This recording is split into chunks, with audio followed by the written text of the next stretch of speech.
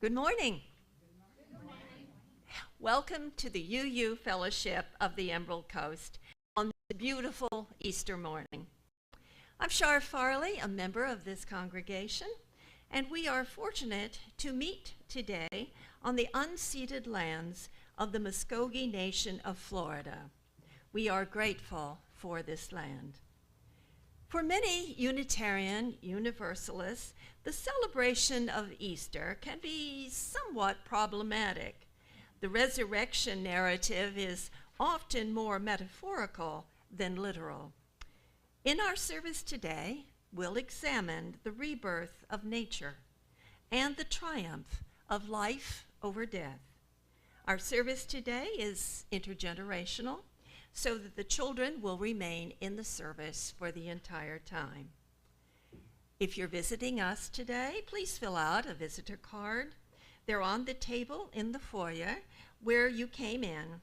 We can email you our e-news so that you can learn more about what's coming up in our fellowship. And after the service, please join us for coffee and light refreshments at the rear of the sanctuary. At 11:15, you can join us for a second hour of small group discussions. And the children will have their own activities. I believe an egg hunt is on the schedule today. Also, as you'll see, these lovely Easter lilies. If you're interested in purchasing one for your own home, please see Ellen Holt at the back. Ellen, could you just raise your hand? Okay. And they're $10 a piece, and they're yours. Okay. And let's see, I think if there are some other announcements, please check your order of service for them. And now our prelude will take us into our service.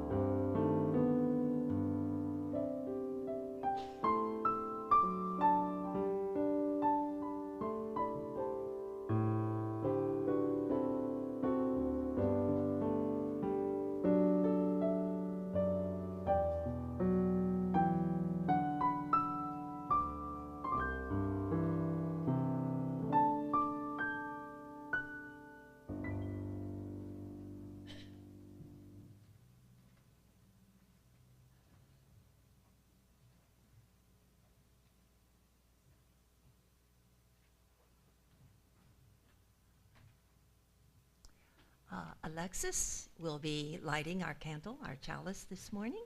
Will you come forth?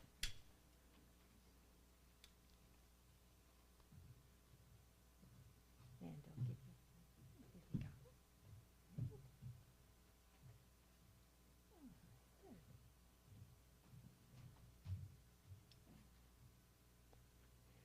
May we have joy this Easter, a joy born of life well lived. May we have love this Easter, a love stronger than death, bringing healing and new growth to our lives. And may we have peace this Easter, peace that allows us to be open to the newness of the season and gives us reason to sing. And now, will you please join us in the opening of our hymn? It's in your gray hymnal, number 63, Spring Has Now Unwrapped the Flowers. The lyrics will also be on the screen behind me.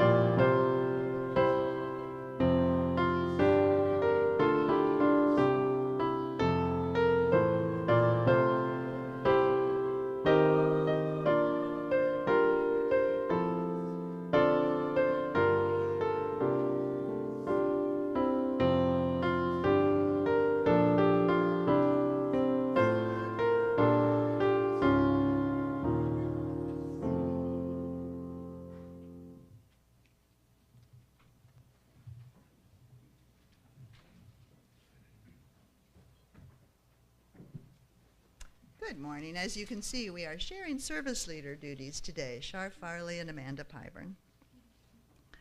As the season turns, the world is celebrating a variety of holidays: Passover, Easter, Earth Day, the spring equinox. How, as Unitarian Universalists, do we respectfully recognize these and others, absorbing the wisdom and lessons of each, but in our own way? Some years we have individual services recognizing one or more of these special days, but today we present a mashup, knowing that in your hearts, you too are searching for the bits of your past that still resonate with you and bring you joy, while simultaneously searching for new truths and ideas from all the world's cultures. But first, one of our favorite rituals, the sharing of joys and concerns, a tradition in our fellowship. You're welcome to come up, take a glass pebble, drop it into the bowl of water silently, or while speaking a few words into the microphone. This practice shares our joys and helps us support each other in sorrows. Please speak of others only with their permission. This is a sacred time for us.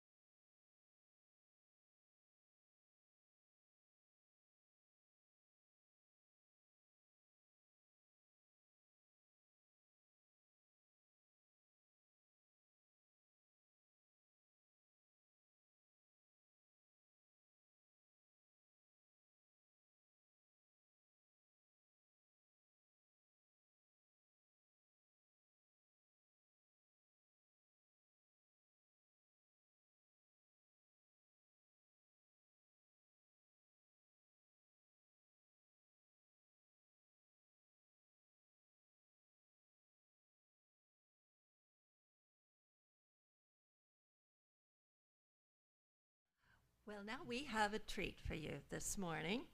We are going to present a little skit, and those of you who have ever been attending a committee meeting, perhaps, at our fellowship, will really get a kick out of this, I think.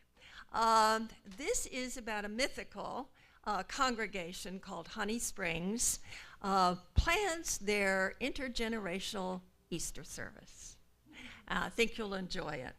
I'm going to introduce the cast and the character that they'll be playing, and when I call your name, cast member, please come up and take your seat at the table, okay? We have Trudy Griffin. Trudy is going to be playing Jill, a UU pagan, okay? And then we have Josh Ashley, and Josh is going to be playing Jim, a UU Christian. And then we have the humanist, UU humanist, that will be played by Ed Farley. We have our narrator that will be played by Amanda. And then stepping in at the last minute for us, our minister, who was going to play, our minister, Cotton Lovingood, who's the new minister at Honey Springs, who took ill. Joshua took ill and was not able to come. So standing in at the last minute, no rehearsals or anything, is Blake Farley, my stepson. And it's just good to have a talented family member, just right there to come in.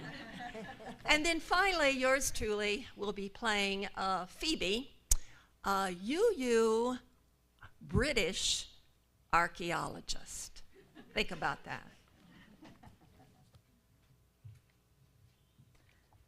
I see the chalice is lit. Are our microphones all working before we start and discover that?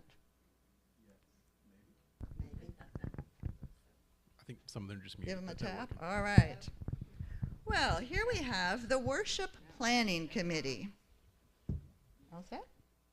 The Worship Planning Committee at the Honey Springs Unitarian Universalist Congregation, a mythical UU congregation where we are all the way we are, only more so.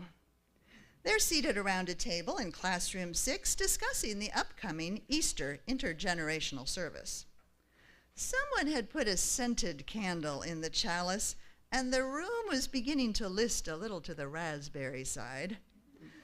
Reverend Cotton Lovingood, the new minister, was having a little trouble breathing and briefly wondered if it would be seen as sacrilegious if he asked that they put the chalice out for the rest of the meeting. But mindful of his previous 2 very brief settlements since seminary, and wanting to have a bright, successful ministry here at Honey Springs, he decided to endure.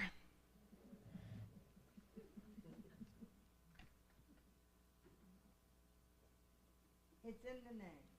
Easter, Astara, the Saxon goddess of spring. In ancient Greece, she was Asteroth. She's also been known as Ishtar.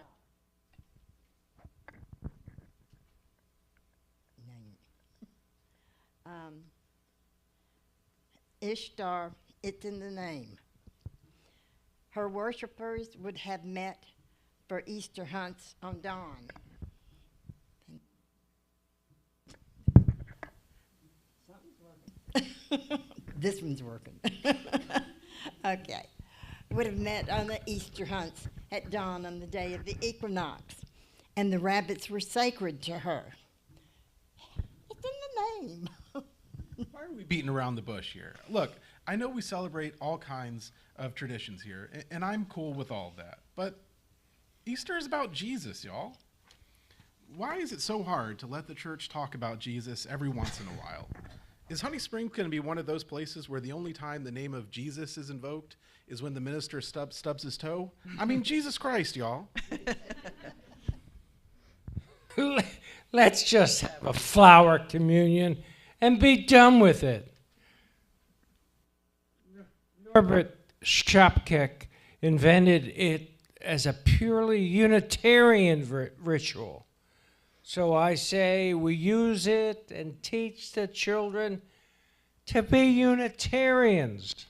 Unitarian Universalists. Universalists. A couple of people murmured, with the air of barely realizing they had spoken aloud.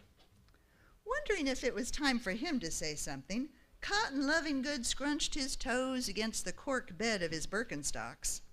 He opened his mouth, but an elderly woman in the corner beat him to it. Her name was Phoebe something or other. The Langari people don't have spring, but every time the river flooded, they made a nice stew of rabbit with a puree of mashed fire ants, a bit of zing. And when Adrian and I were living with them, we used to watch them try to keep the little ants in the mortar long enough to get mashed. Oh, used to take bets in the beginning, Adrian did, on the ratio of dead ants to stings. Well, of course, the cooks were highly skilled. Everyone looked at her. Cotton couldn't remember what he was about to say. Easter is about the resurrection.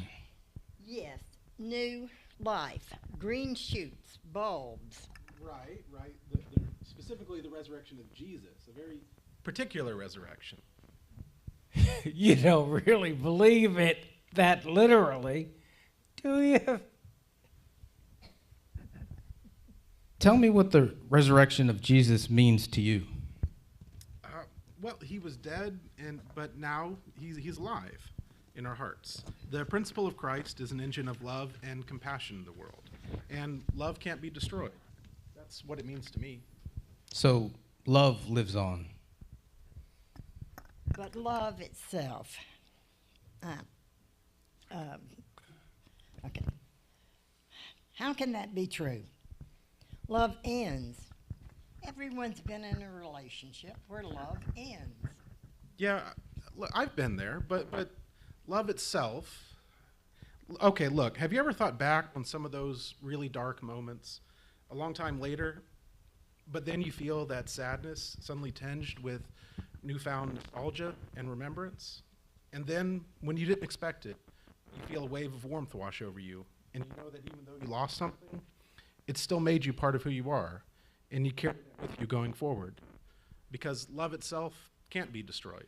It carries with it the hope and promise of resurrection, like a green weed growing from the tiniest crack in the cement. And if there is no crack, it can make one. Oh, we could give the children seeds, I suppose. Life, like love itself, unable to be destroyed. We're destroying life as we sit here. Do you know what the carbon footprint of this building is? Love itself? Yes, and that's a perfect theme for an intergenerational Easter service. We have got to stop marginalizing the Christian part of our heritage.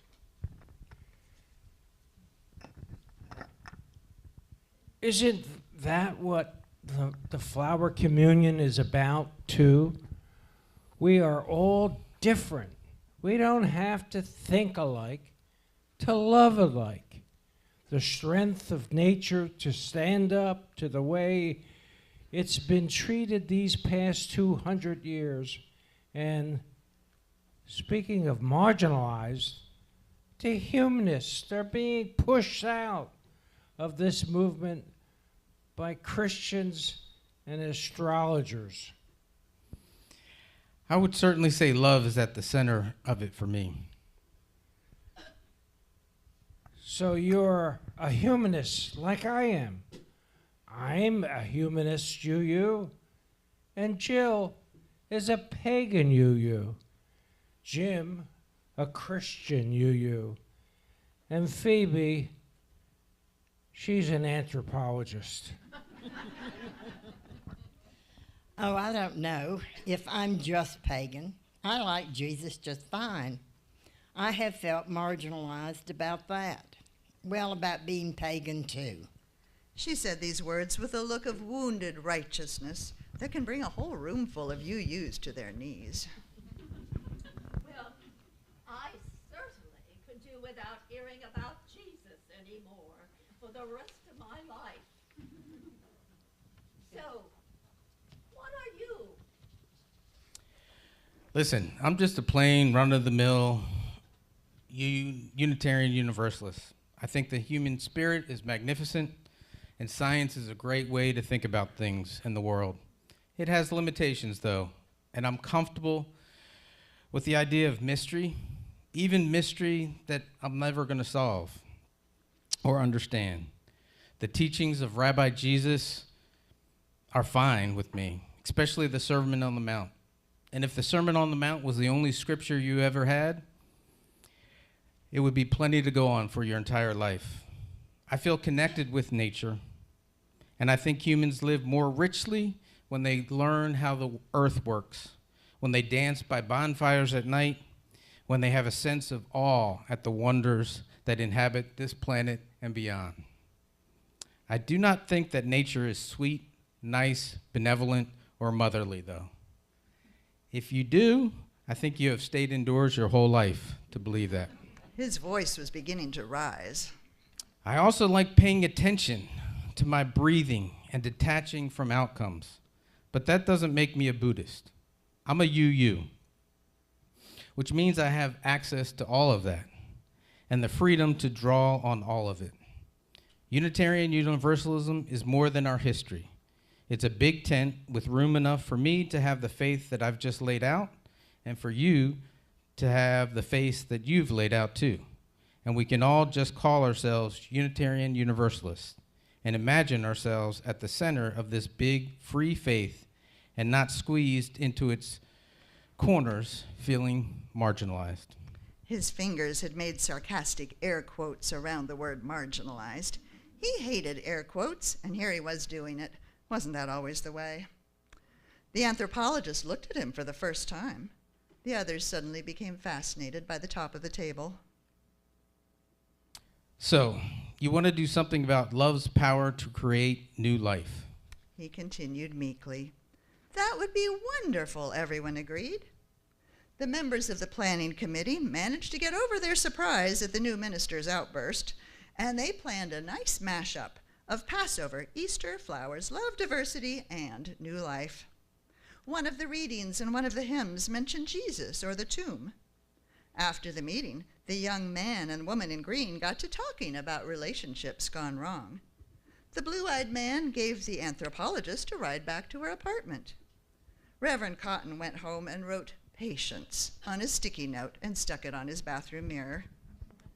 Then he thought about the kindness of people, about their being at an evening meeting they hadn't been paid to go to, about their quickness to forgive his somewhat edgy description of his own faith, and he realized patience wasn't the whole truth about the meeting.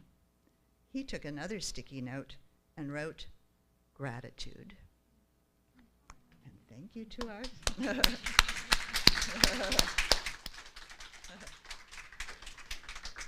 If Joshua and Blake, if you would lift that table down to the main floor.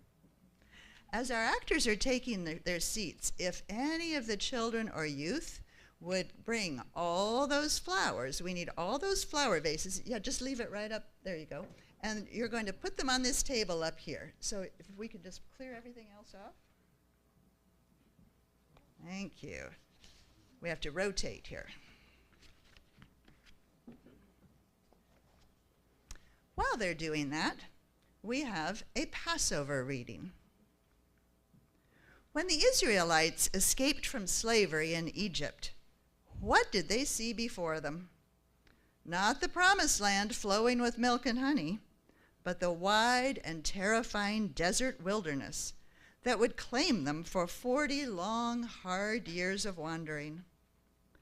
They were carried along not on a surge of vindicated faith, but they stumbled forward with paralyzing doubts. Our own stories are not quite so dramatic, yet each of us knows a little about what it means to be lost in the wilderness. We know the awful disappointment of suddenly being pathless and alone. We know the familiar has been left behind, but what we yearn for has not yet come into view. There we are, lost in the desert, with no way of knowing how long our wandering will last. After 40 years in the desert, the Israelites in the ancient myth finally touched life-giving water again and waded into the Jordan River, amazed and glad. Maybe they knew, even in that moment of deep relief, that the desert wasn't accidental, that it had opened and cleansed them in some necessary way. Maybe they understood how the wilderness had sharpened their awareness and softened their hearts, so they could at long last receive not just the gifts of the promised land, but the gifts of the desert that brought them there. These passages through the land of in-between are scary and uncomfortable, and the desert is a place we would rather just barrel through as quickly as possible toward the welcoming ground of our destination. But our time in the desert is a passage of the heart, and it's not in our power to speed it up. We'll now have a few moments of silent meditation or prayer.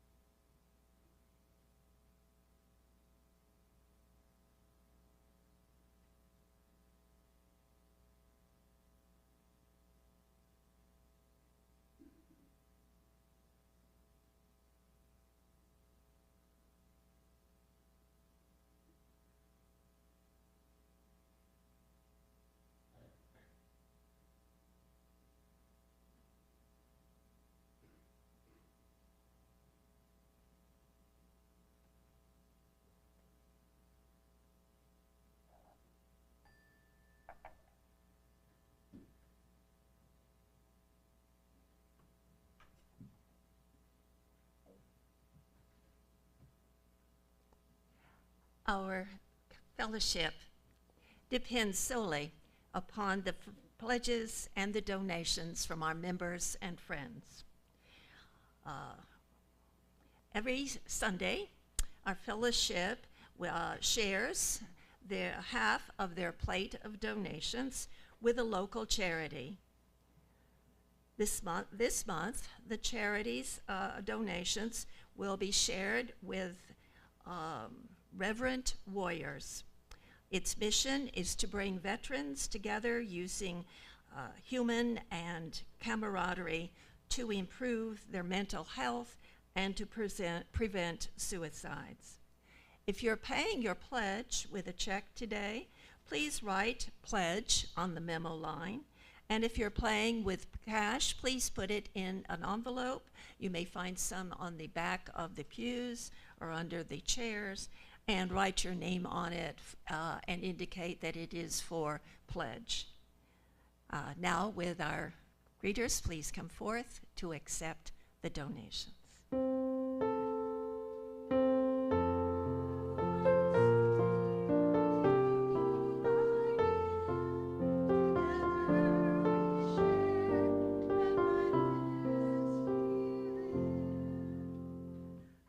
Will be doing the offertory song. I think of it as in honor of Earth Day, for all the earth and sky is sacred. The words will be on the screen. It's very simple. Please feel free to join in singing.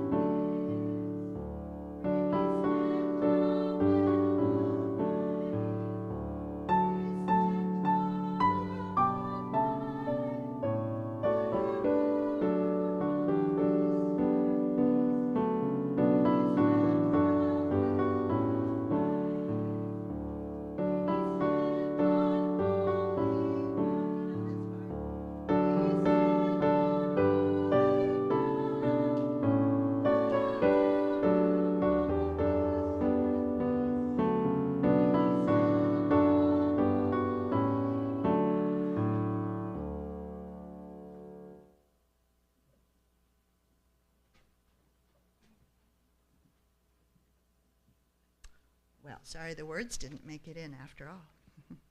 And now, an Easter reading. This is adapted from E. Cooper.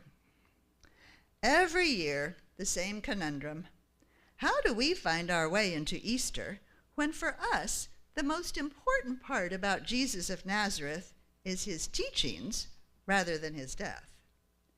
Easter must have some meaning to us beyond the commercial trappings. But what is that meaning exactly? What are we to make of the death of one Jewish teacher 2 millennia ago?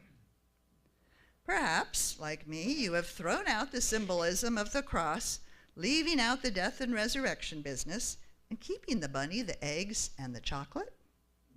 Maybe you kept the rebirth part too, an easy metaphor for a holiday that ushers in springtime. But the whole story can have a place in UU spirituality. No alleluias until Easter, my daughter told me solemnly. Shh, the alleluias are sleeping. She pointed to a small garden bed where I could see the sprouts of trumpet lilies pushing up through the warm dirt. Before Easter, no alleluias, she summed up. After Easter, alleluias again. Of course. Perhaps the simplest, most elegant explanation of Easter, without all the complicated and problematic substitutionary atonement theology, without the irrationality of missing bodies or visitations from the dead. This is Easter stripped down to its most central heart of hearts message. We have alleluias in our lives, moments of triumph and wonder, insight and rebirth. These are moments of transformation, when our way of being in the world is fundamentally changed, strengthened, deepened, when we feel more whole, more connected. The exuberant and joyful Alleluia is a good way to think of those moments. But you can't get to Easter without Good Friday. The story of the resurrection cannot go forward without a death. Sometimes the most profound transformations are the ones that emerge out of the deaths and losses that we face in our lives. These places of grief are the barren places in our lives, God-forsaken places that teach us sorrow and suffering and lamentation. But feeling forsaken is not the same as being forsaken. The story of Easter tells us that death doesn't win. Love wins. Like the saplings that sprout among the ruins of a forest fire, like the crocus that pokes through the snow each spring, hope rises. Hope rises up even in the face of death. Even in our wilderness, we are never completely lost. We have chosen to celebrate this season of miracles by the giving and receiving of flowers, the symbols of life and rebirth, which die to become seeds that scatter to the wind only to be reborn, resurrected, wherever the warm earth welcomes them. Like our flowers, we are all different, but we each have our own beauty and worth. As the music plays, you're going to be coming up this aisle. Pick a flower, or two, we have quite a few, different from the one you brought. And then you'll go back to your seat around that way, so we circle around. It is a gift that someone else has brought for you.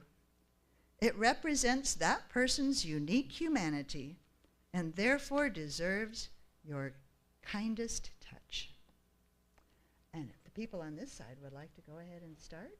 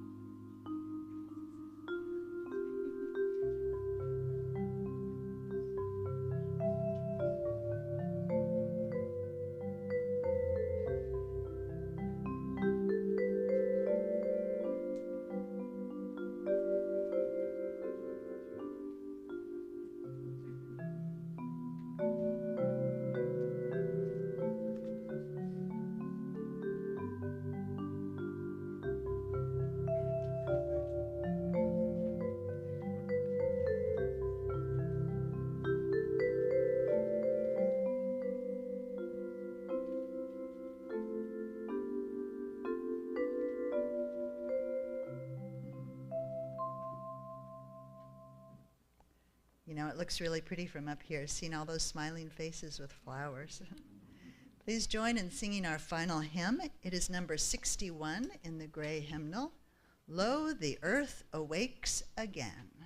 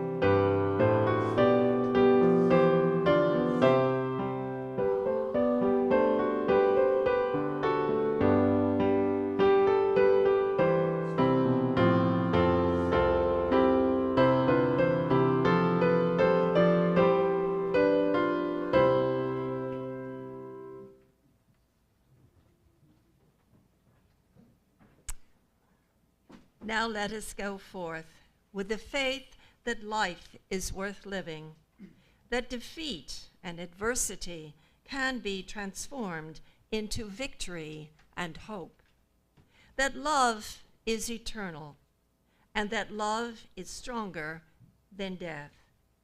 And may that faith inspire us to live our lives with dignity, love, and courage in the days and weeks ahead. So be it. And now will you please remain seated during the postlude, and afterwards join us in the back for light refreshments. Thank you.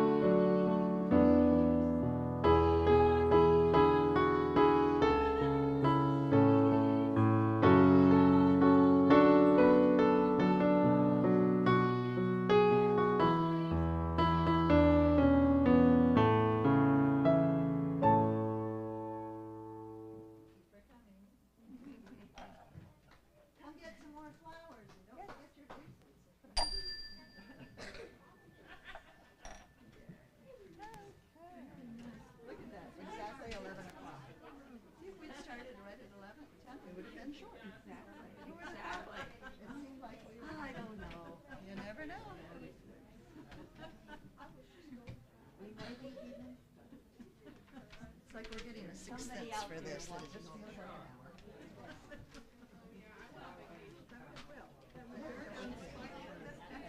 I know, it's like, at least all the mishaps were before we started. And not after, so.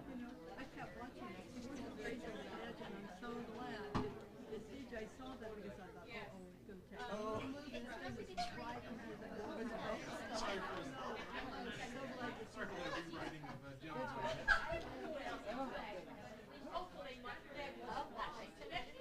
I wanted to give him more of a fair shake.